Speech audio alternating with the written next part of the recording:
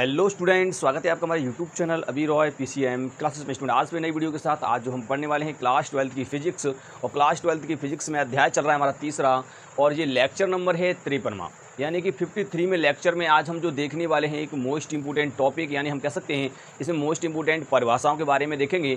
और उन परिभाषाओं के सूत्र वगैरह जो होते हैं जो कि हमारे न्यूमेरिकल में काम आते हैं, उनको हम इस वीडियो में देखने वाले हैं। बोर्ड एग्जाम में भी इनसे प्रश्न बन जाता है, बहुविकल्पी क्वेश्चन भी इससे बन जाता है स्टूडेंट, ठीक है। तो इसलिए इस वीडियो को पूरा जरूर देखना है, तभी आपको क्या होगा, क्लियर तरीका समझ में आ जाएगा। तो आज इस वीडियो में हम क्या पढ़ने वाले स्टूडेंट, जैसा कि आपको थंबनेल से पता भी पड़ चुका होगा कि आज इस वीडियो में जो हम पढ़ने वाले हैं वो पढ़ने वाले हैं हम प्रतिरोध क्या होता है और वैद्युत चालकता क्या होती है, यानी कि रेजिस्टेंस किसे कहते हैं, इलेक्ट्रिक कंडक्टिविटी क्या होती है, उसके बारे में इस वीडियो में हम देखने वाले हैं, ठीक है। तो वीडियो को एक सेकंड के लिए भी इसकी मत कीजिए, वीडियो को पूरा देखिए, तभी आपको टॉपिक क्लियर तरीका समझ में आएगा, ठीक है। तो स्टूडेंट यदि आप हमारी पिछली वीडियो नहीं देखें तो जाकर के उन पिछली वीडियो को देख लीजिए, ताकि आपको वो टॉपिक जो है क्लियर हो जाएं और आपका कोई भी टॉपिक ना छूटे, ठीक है। और बोर्ड में आपके पूरे में पूरे नंबर मिलें, ठीक है। एक भी क्वेश्चन बोर्ड में ना छूटे, इसलिए मैं कह रहा हूं जाकर के पिछली वीडियो देख लीजिए, ताकि आपको वो भी टॉपिक जो है क्लियर हो जाएं। प्लेलिस्ट बना हुआ है, उस प्लेलिस्ट से भी आप पढ़ाई कर सकते हैं। इसके डिस्क्रिप्शन में आप जाइए, वहां पर आपको प्लेलिस्ट का लिंक मिल जाएगा, सारे के सारे वीडियो आपको मिल जाएंगे, ठीक है स्टूडेंट। तो आज के इस वीडियो में तो हम यही टॉपिक देखने वाले हैं कि वैद्युत प्रतिरोध क्या होता है और वैद्युत चालकता क्या होती है, इसके बारे में हम देखने वाले हैं। बहुत ही शानदार तरीका से देखेंगे, ठीक है स्टूडेंट। तो बने रहिए वीडियो के एंड तक। और स्टूडेंट यदि चैनल पर नए हो तो चैनल को सब्सक्राइब कर लीजिए, बेल आइकन को प्रेस कर ऑल पे क्लिक कर दीजिए, ताकि आने वाले वीडियो की नोटिफिकेशन आपको मिलती रहे। तो चलते स्टूडेंट वीडियो को स्टार्ट करते हैं। तो चलिए स्टूडेंट हम बात करते हैं प्रतिरोध तथा वैद्युत चालकता। देखिए ये दो टॉपिक हैं, प्रतिरोध और वैद्युत चालकता। इसे इंग्लिश में कहा जाता है रेजिस्टेंस एंड इलेक्ट्रिक कंडक्टिविटी, ठीक है नहीं, यानी कि वैद्युत चालकता को कहा जाता है इलेक्ट्रिक कंडक्टिविटी और प्रतिरोध को कहा जाता है रेजिस्टेंस, ठीक है, इंग्लिश में इसको बोला जाता है। अच्छा, एक प्रतिरोध क्या होता है, इससे हम परिचित हैं, पिछले वीडियो में हमने पढ़ लिया था, प्रतिरोध की निर्भरता वगैरह के बारे में पढ़ा था हमने, ठीक है। यानी तापमान पर किस प्रकार से मतलब निर्भर करता है, आपका जो प्रतिरोध होता है वो तापमान पर किस प्रकार से निर्भर करता है, उसके बारे में हमने पढ़ लिया था। और हमने इससे पिछले वाले जो वीडियो थे उनमें हमने देखा था कि प्रतिरोध कहाँ से आया है, उसका प्रूफ भी हमने देखा था, ठीक है नहीं। तो उसका हमने एक फॉर्मूला भी आपको बताया था, ठीक है। तो यहाँ पे हम बात करने वाले हैं प्रतिरोध की। तो सिंपली मैं आपको बता दूं कि प्रतिरोध होता क्या है, समझिए। जैसा कि आपको पता है कि कोई भी एक चालक होता है, जैसे मान लीजिए मैं आपको समझाता हूँ पहले। जैसे मान लीजिए आपका ये एक चालक है, इस चालक, और इस चालक के अंदर आपको पता है बहुत सारे क्या होते हैं, मुक्त इलेक्ट्रॉन होते हैं। क्या होते हैं? मुक्त इलेक्ट्रॉन। यहाँ पर मान लीजिए क्या है, आपके मुक्त इलेक्ट्रॉन है, बहुत सारे क्या है भैया, मुक्त इलेक्ट्रॉन यहाँ पर होते हैं। क्लियर? यहाँ पर आपके क्या है, ये मुक्त इलेक्ट्रॉन है। जब मुक्त इलेक्ट्रॉन गति करते हैं, जब इनको एक बैटरी से जोड़ दिया जाए, इस प्रकार से जब इनको एक बैटरी से जोड़ देंगे ऐसे, ठीक है, जब इनको एक बैटरी से इसको जोड़ दिया जाएगा तो क्या होगा कि ये मुक्त इलेक्ट्रॉन जो हैं वो मुक्त इलेक्ट्रॉन गति करेंगे, यानी कि जो इस पर विद्युत क्षेत्र यहाँ पर लग रहा है इस प्रकार से, ये ई विद्युत क्षेत्र, क्योंकि प्लस से माइनस होता है, तो ये विद्युत क्षेत्र इस पर बल लगाएगा और इलेक्ट्रॉन अनुगमन वेग से क्या करेंगे, गति करेंगे इस चालक के अंदर। ये इलेक्ट्रॉन जो है इस प्रकार से यहाँ पर जब गति करेंगे इस प्रकार से, तो ये किस वेग से करेंगे, अनुगमन वेग से। अब आपको पता है कि इलेक्ट्रॉन ही तो खाली है नहीं इसके अंदर, चालक के अंदर, चालक के अंदर पॉजिटिव आयन भी होता है, यानी कि हम कह सकते हैं कर्नल कहते हैं, या हम कह सकते हैं इसके अंदर धनायन भी होता है। ये इलेक्ट्रॉन क्या करते हैं, यहाँ पर जो धनायन उपस्थित होता है उन धनायन से जाकर के टकरा जाते हैं। जब ये टकरा जाएंगे तो इनकी जो स्पीड होगी उसमें क्या होगी, वाधा होगी, ठीक है ना। यहाँ जो इलेक्ट्रॉन जो चल रहे हैं, ये इलेक्ट्रॉन इन धनायन से टकराएंगे और टकराने से क्या होगा, इनकी स्पीड में क्या होगा, कमी आएगी, एकदम धीमे हो जाएंगे, ठीक है नहीं। तो इनके मार्ग में रुकावट आएगी, ठीक है, क्या आएगी भाई, रुकावट। इलेक्ट्रॉन जब जहाँ से गुजरेंगे तो रास्ते में रुकावट आ रही है, प्लस यानी धनायन है, ये रुकावट क्या करती है, इलेक्ट्रॉनों को नहीं गुजरने देती है। यहाँ से वोल्टेज धक्का दे रहा है, परंतु यहाँ पर क्या हो रहा है कि इलेक्ट्रॉनों को जो धनायन है वो क्या कर रहा है, रोक रहा है, ठीक है ना। यहाँ पर टकराता है यहाँ पर इलेक्ट्रॉन जाकर के, तो क्या होगा कि वहाँ पर मार्ग में इलेक्ट्रॉनों की जो चलने का जो मार्ग है उसमें रुकावट पैदा हो जाती है। अब जब रुकावट पैदा हो जाएगी तो आपने पढ़ लिया है कि धारा का चालन नहीं होगा, क्योंकि अगर रुकावट पैदा हो जाएगी, अगर इलेक्ट्रॉन गति ही ना करे तो क्या होगा, इसमें धारा का प्रवाह नहीं होगा। धारा का प्रवाहित होती है जब इलेक्ट्रॉन चलता है, जब इलेक्ट्रॉन चलेगा विपरीत डायरेक्शन में तो धारा भी चलेगी दूसरी डायरेक्शन में, ठीक है नहीं, तभी धारा का प्रवाह होगा, अन्यथा धारा का प्रवाह नहीं होगा। तो क्या होता है कि जब इलेक्ट्रॉन चलते हैं तो उसके मार्ग में बाधा आती है, तो कुछ जो ऊर्जा जो होती है वो किस में चली जाती है, यानी कि इलेक्ट्रॉनों को टकराने में ही क्या हो जाती है, खर्च हो जाती है, जो एनर्जी जो होती है। तो कुछ एनर्जी जब लॉस हो जाएगी तो हमें जितनी हमें चाहिए धारा, उतनी धारा नहीं मिलती। कह सकते हैं हम कि धारा के मार्ग में कुछ थोड़ा सा रुकावट आ जाता है, जिससे क्या होता है, हमें जो जितनी धारा चाहिए वो धारा नहीं मिलती। जो चालक जो तार है, ये तार, इस तार का, इस चालक का कुछ ना कुछ प्रतिरोध होता है। क्या होता है? प्रतिरोध।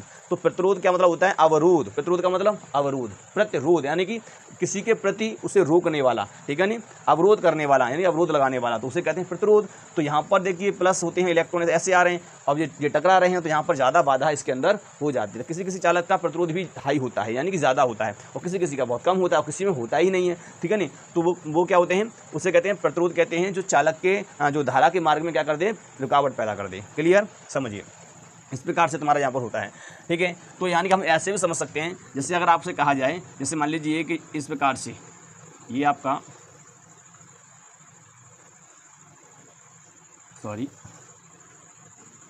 ऐसे करके है, आपका इस प्रकार से पाइप है और इसके अंदर से अगर पानी का प्रवाह होगा, इस प्रकार से पानी का क्या होगा? प्रवाह होगा।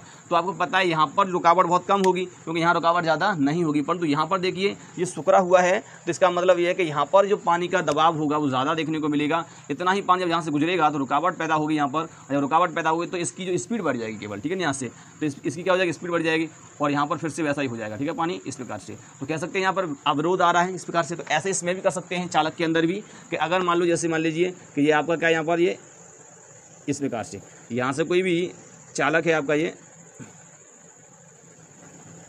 इस प्रकार से, ठीक है।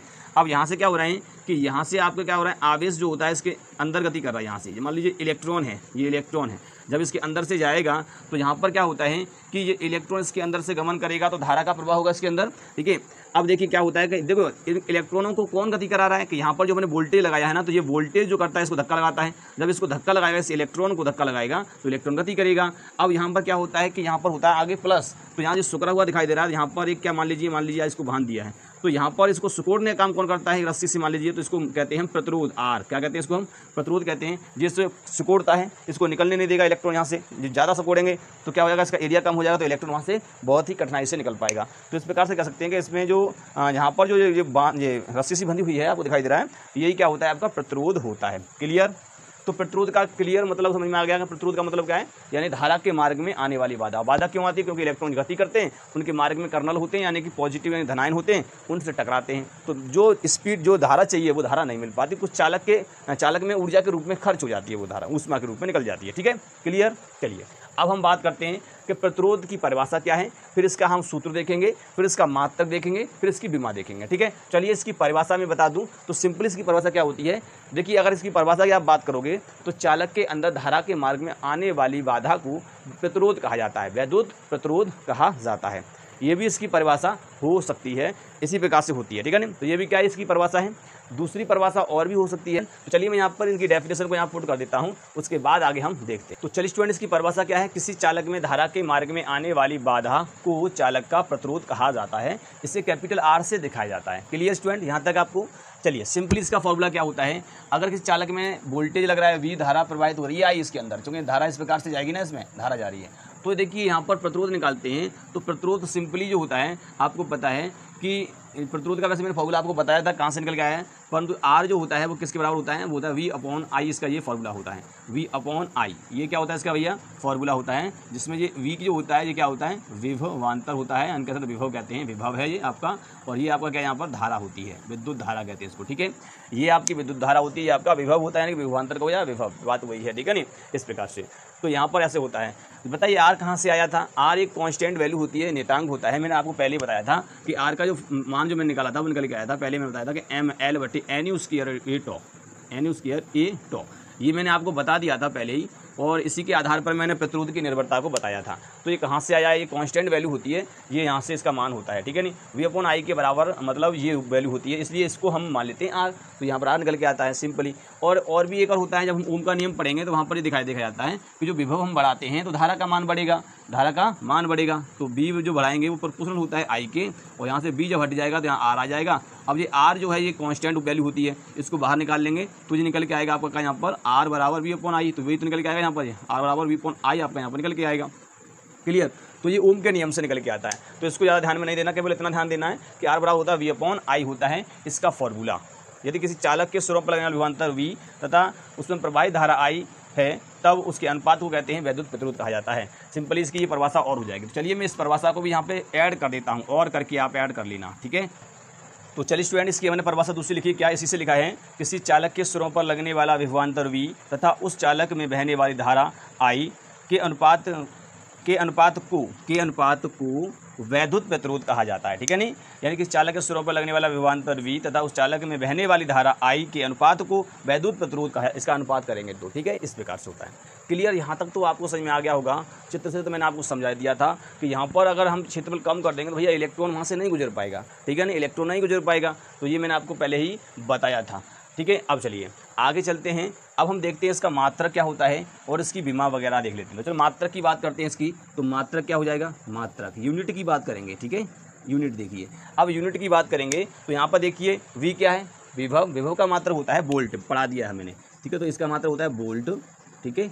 और बटे धारा का मात्रक क्या होता है, एम्पियर, क्या होता है भैया, एम्पियर होता है, क्लियर, एम्पियर। तो वोल्ट बटे एम्पियर क्या हो जाएगा, इसका ये मात्रक हो जाएगा, वोल्ट बटे एम्पियर। इसको आप लिखना चाहो तो ऐसे लिख देते हैं, किस प्रकार से, तो ये वोल्ट एम्पियर, एम्पियर और इनवर्स में 1 आ जाता है। यहाँ पर इनवर्स में क्या आता है, 1, क्योंकि इसे ऊपर ले जाएंगे तब। इसी को बोला जाता है आपका ओम, क्या बोलते हैं इसको हम, ओम बोलते हैं, इसी को ओम बोलते हैं। ओम क्या है, इसका एक मात्रक होता है और ओम का निशान इस प्रकार से होता है, संकेत होता है, ग्रीक शब्द का होता है, ओमेगा कहते हैं इसको, क्या कहते हैं, सॉरी ओम कहते हैं इसे, क्या कहते हैं, ओम। ओम इस प्रकार से बनता है। ओम क्या है, इसका मात्रक होता है, ऐसा ही मात्रक आपका ये होते हैं, ध्यान रख लेना है, ऐसा ही मात्रक, क्लियर स्टूडेंट। तो ये आपका ऐसा ही मात्रक होता है, ठीक है स्टूडेंट। तो इस प्रकार से क्या होगा, इसका ये मात्रक होता है। उम्मीद करते हैं यहाँ तक तो आपको समझ में आ गया होगा कि वोल्ट बटे एम्पियर जो होता है इसका क्या होता है, मात्रक होता है। और वोल्ट एम्पियर इन्वर्स भी इसको कर सकते हैं। इसका जो ऐसा ही मात्रक, इसी को हम कहते हैं ओम कहते हैं, और इसको एक ग्रीक शब्द से दिखाते हैं, जैसा कि मैंने आपको बना करके भी दिखाया है, ठीक है। इसको आपको ध्यान में रखना है। चलिए अब हम बात करते हैं आगे की तरफ कि इसकी विमा क्या होती है, विमा की बात करते हैं। अगर आपको विमा निकालनी है तो निकालने के लिए मैंने आपको वीडियो पहले से डाल रखा है कि भौतिक राशियों की विमा किस प्रकार से निकाली जाती है, उसका मैंने वीडियो बना दिया है, ठीक है नहीं। आप वहाँ से सीख सकते हैं कि विमा किस प्रकार से निकाली जाती है। तो चलिए हम प्रतिरोध की विमा निकालना आपको यहाँ पर सिखा देते हैं। तो चलिए स्टूडेंट अब हम बात करते हैं इसकी विमा निकालेंगे यहाँ पर। तो विमा किस प्रकार से निकलेगी, तो विमीय सूत्र की हम बात करते हैं, विमीय सूत्र। अगर विमीय सूत्र की अगर हम बात करें तो फॉर्मूला आपको पता ही है, यहाँ पर देख सकते हैं क्या फॉर्मूला है, V/I। पहले आपको विभव की विमा निकालनी होगी, तो पहले विभव की विमा निकालेंगे। और विभव का फॉर्मूला होता है, आपको पता है, V = W/Q, ये होता है Q0, ठीक है नहीं। तो अब आपको कार्य की विमा पता होनी चाहिए और आवेश की विमा। तो कार्य की विमा होती है स्टूडेंट ML/T⁻², और इसके ऊपर 2 होता है, इस प्रकार से होती है कार्य की विमा। ML/T⁻² होता है, और आवेश की विमा जो होती है वो होती है AT, ठीक है। अब ये कहाँ से आया है, तो आपको पता है कि कार्य का फॉर्मूला क्या होता है, कार्य बराबर होता है बल गुणे विस्थापन, और बल की जो विमा होती है, बल बराबर क्या होता है, MA द्रव्यमान त्वरण। तो जब इसकी विमा निकालते हो, त्वरण की विमा निकालोगे, फिर द्रव्यमान की विमा तो क्या होती है, M होती है, ठीक है ना। द्रव्यमान की विमा क्या होती है, M होती है। त्वरण की विमा अगर आप निकालोगे तो चलिए मैं यहाँ पे आपको बता देता हूँ कि त्वरण की विमा क्या होती है, त्वरण की विमा निकालेंगे तो वेग में परिवर्तन, तो वेग में परिवर्तन, वेग ऊपर होता है, तो वेग में क्या होता है भैया, परिवर्तन होता है, ध्यान रखना है, परिवर्तन बटे समय, वेग में परिवर्तन बटे समय, इस प्रकार से। तो वेग एक चाल हो गई, और चाल की विमा क्या होती है, पहले आपको चाल की निकालनी पड़ेगी, फिर चाल बड़ा होता है दूरी बटे समय, दूरी बटे समय होता है, क्लियर, दूरी बटे समय होता है। अब दूरी की विमा होती है L, क्या होती है भैया, L होती है। और आपकी समय की विमा होती है T, तो इसकी चाल की विमा क्या हो गई, LT⁻1, ऊपर चला जाएगा T, इस प्रकार से चाल की जो गई, जो चाल की है वो वेग की मानी जाएगी। तो इसको उठा के यहाँ पर रख देंगे, तो क्या हो जाएगा, ये हो जाएगा LT⁻1 वेग की विमा हो गई, और बट्टे में समय में अभी दिया है T, जो कि समय दिया है ना नीचे यहाँ पर देखिए, तो इसको ऊपर ले जाएंगे तो क्या बन जाएगा, ये LT⁻2 हो जाएगा, डबल हो जाएगा, अब ये ऊपर भी चला गया ना, इसलिए। तो ये त्वरण की विमा हो गई, यानी A की विमा हो गई, ये सिर्फ त्वरण को A कहा जाता है, ठीक है। त्वरण की विमा हो गई। अब त्वरण की विमा हो गई, और बल की विमा, आपने बल की विमा निकालनी है, तो बल की विमा आपको किस प्रकार निकलेगी, M। द्रव्यमान की विमा तो आप जानते ही हो, M होती है, तो द्रव्यमान की विमा होगी M। त्वरण की विमा आपने ये निकाल ली ये वाली, तो इसको इकट्ठा लिख देंगे LT⁻2। तो इस प्रकार से ये बल की विमा निकल के आई आपकी, ये बल की विमा हो गई, इस बल की, ठीक है नहीं। कहाँ से हमने निकाला, आप देख सकते हैं हमने निकाला कहाँ से है, हमें निकालना है विभव की विमा। तो कार्य की विमा निकालेंगे तो कार्य बल गुणे विस्थापन, बल की विमा बल का फॉर्मूला होता है M = MA, F = MA। M का मतलब द्रव्यमान की जो विमा होती है वो M होती है। और त्वरण की विमा जो हम निकाल लेंगे, त्वरण की विमा निकालेंगे तो वेग बट्टे समय होता है, वेग में परिवर्तन बट्टे समय। तो वेग मतलब चाल, तो चाल की विमा क्या होती है, दूरी बट्टे समय, और L, तो दूरी को L में नापते हैं, समय को T में मापते हैं, मतलब T इसकी विमा होती है, मापते नहीं, विमा होती है। इसको ऊपर ले जाओ तो LT⁻1 हो जाएगा, क्लियर। अब ये LT⁻1 होगा, चाल का होगा, जो चाल है वो वेग है, इसको उठा के यहाँ रख दो, LT⁻1 बटे में T, क्लियर। क्योंकि समय यहाँ पर, इसको ऊपर ले जाओ तो एल टी इनवर्स 2, तो त्वरण की विमा होगी एल टी इनवर्स 2, ठीक है नहीं। अब त्वरण की तो निकल आई, त्वरण की निकालनी थी हमें यहाँ पर, तो त्वरण ये दिया ना, तो अब इसकी विमा और द्रव्यमान की विमा तो एम होती है, इकट्ठा रख देंगे एम एल टी इनवर्स 2, ये बल की विमा हो गई। अब जब बल की विमा हो गई तो यहाँ पर जब रखोगे, जब यहाँ रखोगे बल की विमा तो क्या हो जाएगा, देखिए एफ की जगह पर आप रखोगे ये वाली विमा, तो कौन सी विमा रखोगे, एम एल टी इनवर्स 2 हमने रख दिया। और विस्थापन को किस में नापते हैं, एल में, तो ये भी एल ही होगा, लंबाई होगी ना, इसका अंदर करेंगे तो कितना हो जाएगा, तो ये हो जाएगा यहाँ पर आपका एम एल टी सॉरी उसके हो जाएगा यहाँ पर, और टी इनवर्स 2 हो जाएगा, इस प्रकार से हो जाएगा। तो यही विमा हमने निकाली है ना कार्य की विमा, तो इस प्रकार से निकलती है कार्य की विमा। देख लेता हूँ आपको दिखाई दे रहा है क्या ना एक बार, ठीक है। तो किस प्रकार से हमने विमा निकाली है देख लो एक बार, कि वी जो होता है फॉर्मूला होता है डब्ल्यू अपॉन क्यू होता है। कार्य की विमा निकालोगे तो कार्य का फॉर्मूला होता है बल गुणे विस्थापन, तो कार्य की विमा निकालने के लिए बल गुणे विस्थापन, तो बल की भी विमा निकालनी पड़ेगी, तो बल का फॉर्मूला होता है एफ बराबर एम ए, तो एम द्रव्यमान की विमा होती है एम होती है। त्वरण की निकालो तो त्वरण की विमा निकालेंगे तो वेग में परिवर्तन बट्टे समय फॉर्मूला होता है। वेग क्या है, वेग का जो विमा होता है, वेग यानी चाल है तो चाल बराबर दूरी बट्टे समय, तो दूरी को एल में नापते हैं, मतलब एल होती है इसकी विमा, समय की टी होती है, इसको ऊपर ले जाओ एल टी इनवर्स 1 हो जाएगा। तो चाल और वेग बात एक ही है, तो इसको उठा के यहाँ पर रख देंगे और बट्टे में समय टी हो जाएगा, टी को ऊपर फिर ले जाएंगे तो क्या हो जाएगा, एल टी इनवर्स 2 हो जाएगा, क्योंकि एक टी और ऊपर चला जाएगा ना यहाँ पर। तो त्वरण की विमा होगी एल टी इनवर्स 2। अब त्वरण की विमा को उठा करके आपको यहाँ रखना है त्वरण की जगह पर, द्रव्यमान की तो आप एम जानते ही हो, तो इकट्ठा करके लिख देंगे एम एल टी इनवर्स 2 हो जाएगा, क्लियर। अब क्या करना है आपको, ये वाला निकल के आया बल की विमा, बल की विमा को आप बल की जगह पर रखो, और एस यानी विस्थापन किस में नापेंगे, विस्थापन दूरी होती है, तो एल होती है इसकी विमा, क्या होती है एल, मीटर में मापते हैं ना, तो एल होगी इसकी विमा, तो एल अब इसके साथ गुणा में हो जाएगा, तो एम एल उसके टी इनवर्स 2, एम पे उसके नहीं है एल पे उसके है, ठीक है नहीं। तो इस प्रकार से ये कार्य की विमा जी निकल के आई, तो ये वाली कार्य की विमा तो है, तो ये निकल के आई। अब आवेश की विमा होती है ए टी, क्योंकि आवेश का फॉर्मूला, आवेश बराबर क्या होता है आई टी, फॉर्मूला आपने पढ़ा होगा ना, क्यू बराबर क्या होता है, क्यू बराबर आई टी, इस प्रकार से। तो आई की विमा क्या होती है ए, और समय की विमा टी, इसलिए ए टी हो जाता है, ठीक है नहीं। अब यहाँ पर हमने रख दिया, तो अब देखिए यहाँ पर जब हमने रखा तो क्या बन जाएगा, अब इसकी विमा देखिए ऊपर वाले की कार्य की विमा जी वाली, और बट्टे में आवेश की विमा जी वाली, तो ये विमा कौन सी बन जाएगी, ये बन जाएगी, देखिए ए टी सब ऊपर चला जाएगा, तो एम तो यहाँ पर रहेगा एम, एल स्क्वायर भी रहेगा, ठीक है, टी इनवर्स 2 है और एक टी और पहुँच जाएगा, तो टी इनवर्स 3 हो जाएगा और ए इनवर्स 1 हो जाएगा, क्लियर। तो इस प्रकार से इसकी विमा निकल के आएगी, कार्य मतलब विभव की विमा निकल आएगी, M L square T inverse 3 A inverse 1, ठीक है, क्लियर। तो विभव की विमा आपने निकाल ली। अब आई धारा की विमा कैसे निकालोगे, धारा की विमा निकालोगे, धारा की विमा सिंपल याद रखना आई होती ए होती है, तो अब क्या हो जाएगा देखिए, अब सिंपल अगर आप यहाँ बात करेंगे विमा की, ये तो मैं निकालना आपको बताया। अब आपकी विमा आर की जो विमा क्या होगी, तो आर का फॉर्मूला आपको पता था वी अपॉन आई है। विभव की विमा कितनी है आपकी, निकाल लिया आपने, एम एल उसके अगर टी इनवर्स 3 ए इनवर्स 1, ये होती है विभव की विमा, अभी निकाली। और धारा की विमा क्या होती है ए उसको ऊपर पहुंचाओ क्या बन जाएगा, ये बन जाएगा M L square T inverse 3 A inverse 2। इस प्रकार से आपकी ये विमा निकल के आती है प्रतिरोध की विमा। देख लिया, इस प्रकार से निकाल दे। वो काफ़ी लंबा प्रोसेस है। जब तुम किसी की विमा याद हो जाएंगे ना, जैसे त्वरण की विमा आपको याद हो, चाल की भी याद हो, बल की भी याद कर लेना, कार की याद कर लेना, तो ये विमा जब तुम याद कर लोगे ना तो आपको आसानी हो जाएगी आगे की विमा करने में। इतनी ये मोस्ट इंपॉर्टेंट होती है, इनको याद कर लेना, ठीक है। तो अब आराम से आप निकाल लोगे। तो ये इसका विमा सूत्र होता है। डायरेक्ट याद करना चाहो तो डायरेक्ट याद कर लेना कि इस प्रतिरोध का जो विमा सूत्र होता है वो क्या होता है, M L square T inverse 3 A inverse 2 होता है, क्लियर। तो इस प्रकार निकालते हैं, तो इस प्रकार से निकालते हैं। पूरा वीडियो पड़ा हुआ है, जाकर के देख लीजिए कि भौतिक राशियों की विमा किस प्रकार से निकाली जाती हैं। भौतिक राशियों की विमा निकालना अभी रॉय पीसीएम क्लासेस यानी हमारे चैनल का नाम डालेंगे, आराम से आप वहाँ पर निकाल सकते हैं, ठीक है। इस प्रकार से होता है। तो उम्मीद करते हैं क्योंकि विमा निकालना आपको आ गया होगा और विमीय सूत्र भी आपको पता पड़ गया होगा, क्लियर। चलिए स्टूडेंट, अब हम बात करते हैं इसके बाद कि ये तो हमने निकाल लिया और इसका मात्रक ओम होता है। तो अब बात आती है कि 1 ओम किसके बराबर होता है, 1 ओम किसे कहते हैं। चलिए स्टूडेंट, बात करते हैं 1 ओम, यानी कि 1 ओम की परिभाषा क्या होती है, 1 ओम होता क्या है। तो समझिए पहले यहाँ पर ओम, 1 ओम का मतलब क्या है। ओम एक मात्रक है भाई, ठीक है नहीं। वी यानी विभव। अगर मैं मान लेता हूँ कि विभव आपका 1 वोल्ट है, कितना है 1 वोल्ट, विभव कितना है 1 वोल्ट। धारा आपकी है 1 एम्पियर, कितनी है 1 एम्पियर। तो अब आपका अगर वोल्ट विभवांतर भी कितना हो 1 हो और धारा भी 1 एम्पियर हो, तो इस कंडीशन में आपका क्या हो जाएगा, 1 ही आएगा। तो आर कितना आएगा 1, तो इसे कहेंगे 1 ओम। क्या कहेंगे इसको हम 1 ओम कहेंगे। यहाँ से जो प्राप्त होगा 1, उसे कहेंगे 1 ओम। इस प्रकार से इसको लिखा जाता है।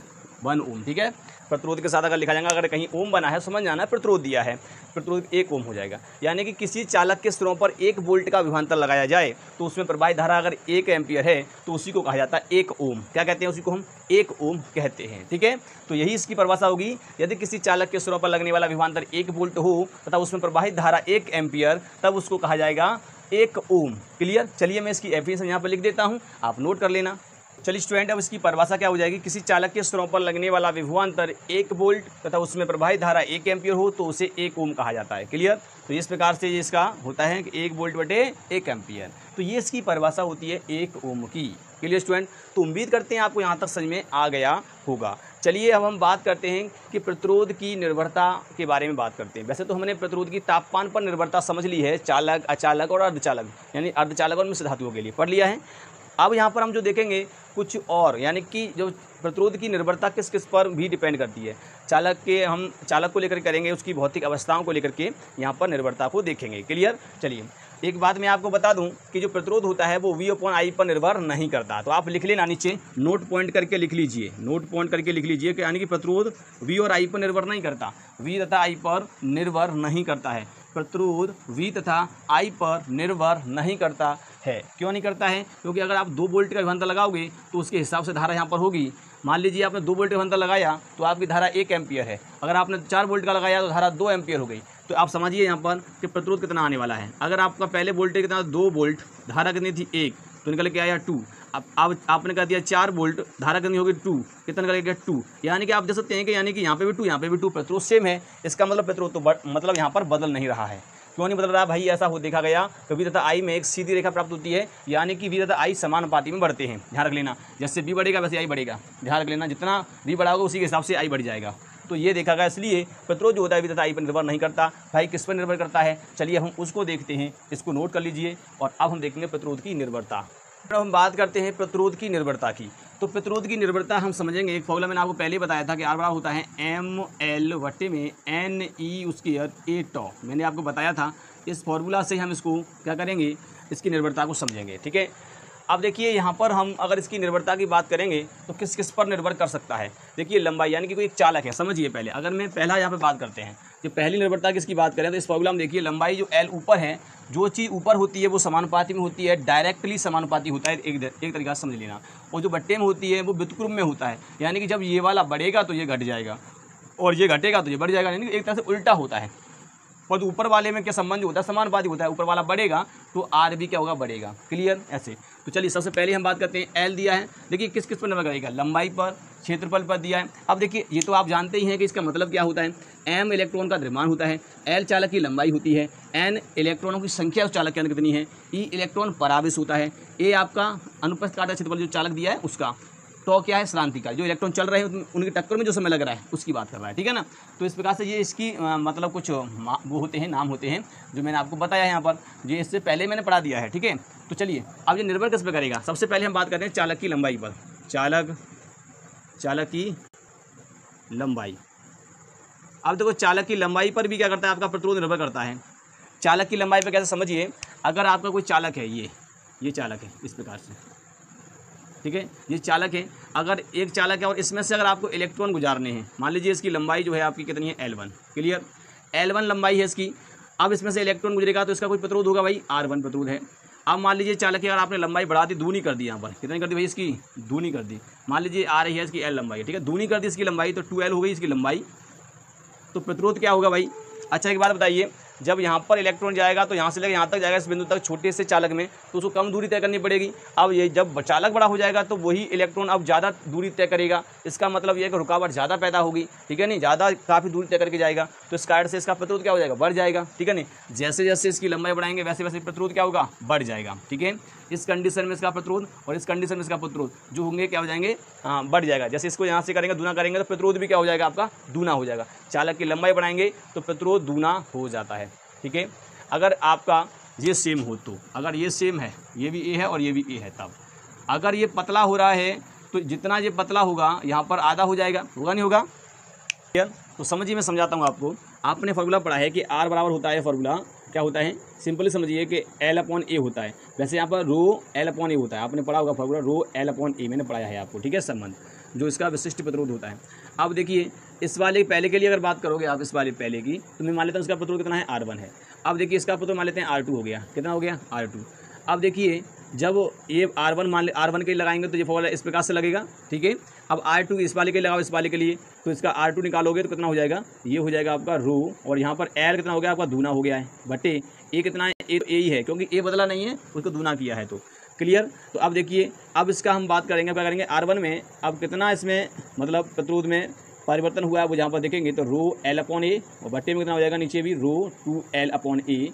तो देखिए L से L गया, ए से गया, यानी कि इस प्रकार रो से रो कट गया, इसका मतलब R1 बटे R2 बराबर कितना हो गया 1/2। अगर 2 गुणा इसमें कर देंगे तो R2 कितना निकल के आएगा 2R1।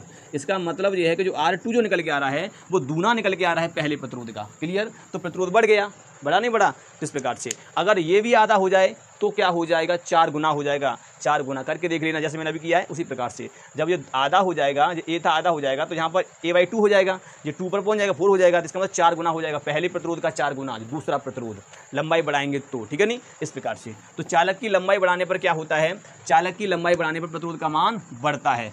चालक की लंबाई को बढ़ाने पर प्रतिरोध का मान बढ़ता है, अर्थात चालक का और लंबाई, चालक की लंबाई तथा प्रतिरोध में समानुपाती का संबंध होता है। क्या होता है, समानुपाती संबंध। तो आपको लिखना क्या है, लिखेंगे जब किसी चालक की लंबाई को बढ़ाया जाता है तो चालक का प्रतिरोध बढ़ता है। क्या होता है, बढ़ता है, अर्थात चालक के प्रतिरोध तथा चालक की लंबाई में समानुपाती का संबंध होता है, क्लियर। इस प्रकार से आपको लिखना है। तो यहाँ पर हो जाएगा R प्रोपोर्शनल L, क्लियर, इस प्रकार से आपको करना है, R प्रोपोर्शनल L हो जाएगा।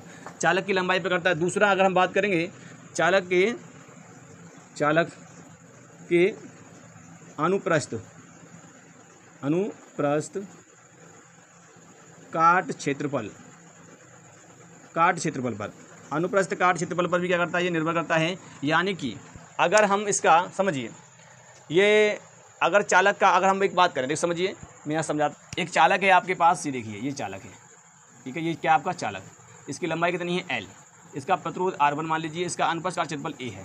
अब देखिए हमने चालक की लंबाई नहीं बढ़ाई, केवल उसकी मोटाई बढ़ा दी, इस प्रकार से दूनी कर दी। क्या कर दी भाई, इसकी दूनी, तो ये होगी इसकी 2A, लंबाई इसकी तो वही रहेगी, प्रतिरोध इसका R2 हो गया, क्लियर। अब हाँ यहाँ पर आप करोगे तो क्या निकल जाएगा, देखिए R1 बराबर हो जाएगा रो L बटे A होगा।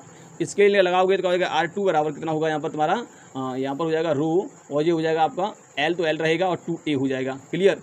तो अब देखिए आप जब इसमें भाग लगाओगे तो क्या निकल के आएगा, ये R1 बटे R2, ठीक है नहीं, बराबर हो जाएगा, और रो L अपॉन A और बट्टे में रो L अपॉन 2A।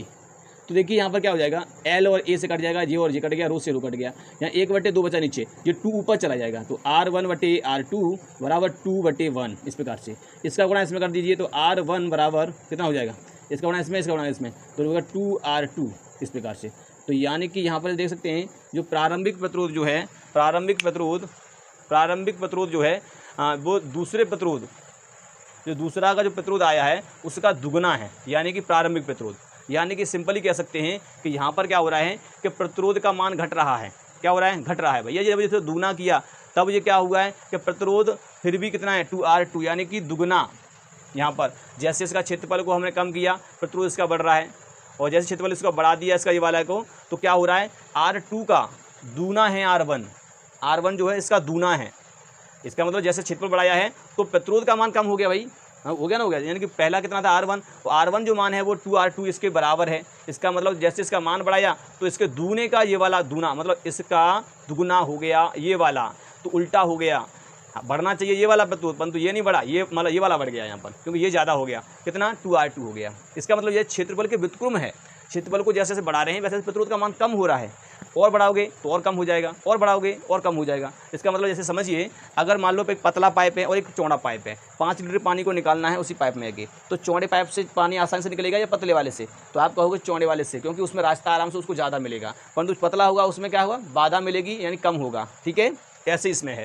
तो इसका मतलब ये है कि चालक के अनुप्रस्थ काट क्षेत्रफल पर तो जो प्रतिरोध जो होता है, तो आप लिखेंगे किसी चालक का प्रतिरोध चालक के अनुप्रस्थ काट के क्षेत्रफल पर निर्भर करता है।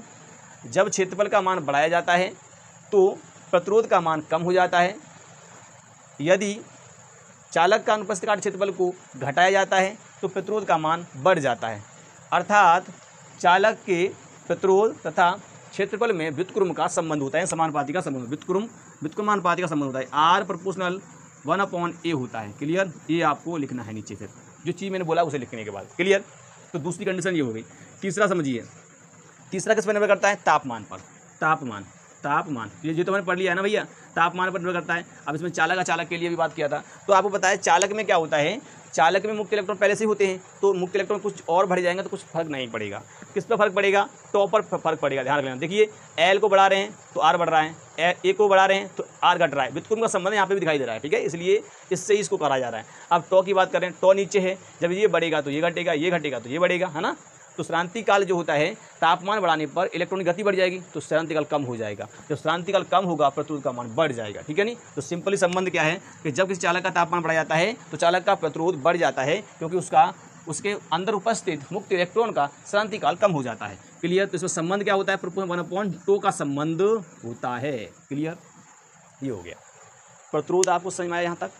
अब तीसरा चौथा जो होता है वो किस पर निर्भर करता है? चौथा जो होता है, चौथे की बात करेंगे तो पदार्थ पर भी निर्भर करता है भैया।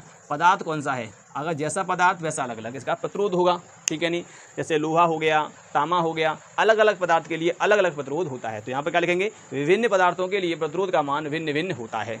क्लियर, चालक के लिए अलग होता है, अचालक के लिए अलग होता है, मतलब अर्धचालक के लिए अलग होता है, और मिश्र धातुओं के लिए अलग होता है। तो यही चीज़ आपको लिखना है। क्लियर, तो ये इसकी क्या होती है? निर्भरता होती है। स्टूडेंट उम्मीद करते हैं आपको समझ में आ चुकी होंगी, ये निर्भरताएं होती हैं जो मैंने इसे बताई भौतिक अवस्था के आधार पर केवल। इनको तापमान पर तो हमने पढ़ लिया था ना।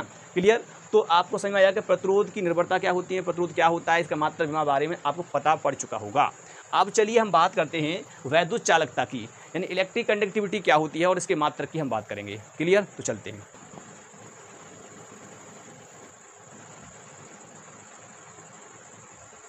तो चलिए स्टूडेंट हम बात करते हैं वैद्युत चालकता। इसको आया था चालकत्व भी कहा जाता है। अब ये वैद्युत चालकता क्या है? तो जो हमने पढ़ा प्रतिरोध के बारे में, ठीक, उसका उल्टा कर दीजिए, आपका क्या हो जाएगा? वैद्युत चालकता हो जाएगी। क्या हो जाएगी? वैद्युत चालकता। तो इसकी जो सिंपली परिभाषा होती है वो क्या होती है कि वैद्युत प्रतिरोध के व्युत्क्रम को वैद्युत चालकता कहा जाता है। वैद्युत प्रतिरोध के व्युत्क्रम को वैद्युत चालकता कहा जाता है, ठीक है। तो चलिए इसकी डेफिनेशन यहाँ पर पुट कर देते हैं और आप उसको नोट कर लीजिए। एंड इसका जो वैद्युत चालकता की परिभाषा क्या है? वैद्युत प्रतिरोध के व्युत्क्रम को वैद्युत चालकता कहा जाता है। इसे कैपिटल जी से प्रदर्शित किया जाता है, इसे चालकत्व भी कहते हैं, ठीक है।